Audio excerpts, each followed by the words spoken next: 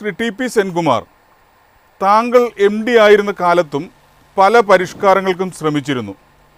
എന്താണ് KSRTCയുടെ അടിസ്ഥാന പ്രശ്നമെന്നാണ് താങ്കൾ കരുതുന്നത്?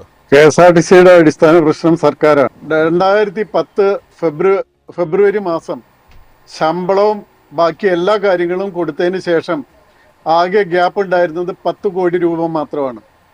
ഒരു പൈസ പോലും ഗവൺമെന്റിൽ നിന്ന് വാങ്ങാതെയാണ് ഞാൻ ഈ പറയുന്ന 10 കോടി രൂപ ഗ്യാപ്പ്. അല്ലാതെ ഇപ്പോൾ ശമ്പളം കൊടുക്കാൻ ഗവൺമെന്റ്, പെൻഷൻ കൊടുക്കാൻ ഗവൺമെന്റ്, പെൻഷനറി ബെനിഫിറ്റ് കൊടുക്കാൻ ഗവൺമെന്റ്, അങ്ങനെയുള്ള സ്ഥിതിയല്ല. മാത്രമല്ല, ഏകദേശം 4000-ഓളം വണ്ടികളുണ്ടായിരുന്നു.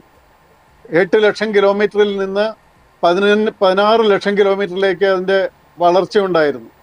12% നിന്ന് 27% KSRTC കേരളത്തിലെ വ്യാപകമായിട്ട് വളർന്നു. അപ്പോൾ അതിനൊക്കെ എന്താ കാരണം? ഇതിൽ പ്രശ്നങ്ങൾ വരുന്നത് എന്താണെന്ന് വെച്ചാൽ, ഇപ്പോൾ KSRTC ഇപ്പോൾ ഒരു ഡീസൽ വില കുറയുന്ന സമയത്ത് ഗവൺമെന്റ് വില ചാർജ് കുറയ്ക്കും. അങ്ങനെ ഒരു തവണയേ ചെയ്തിട്ടുള്ളൂ. പക്ഷേ ഡീസൽ വില കൂടുന്ന സമയത്ത് ചാർജ് കൂട്ടാൻ ഗവൺമെന്റ് സമ്മതിക്കില്ല. അപ്പോൾ ആ നഷ്ടം ആര് സഹിക്കും? അപ്പോൾ അതുകൊണ്ട് ഒരു ഓട്ടോണമസ്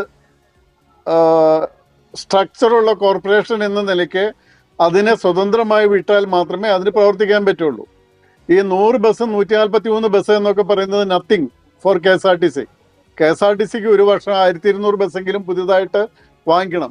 നോക്കൂ, 2009-10 കാലഘട്ടത്തിൽ ഞാൻ നിർമ്മിച്ച ബസ്സുകൾ ഇപ്പോഴും ഓടുന്നത് ഞാൻ റോഡിൽ കാണുന്നുണ്ട്.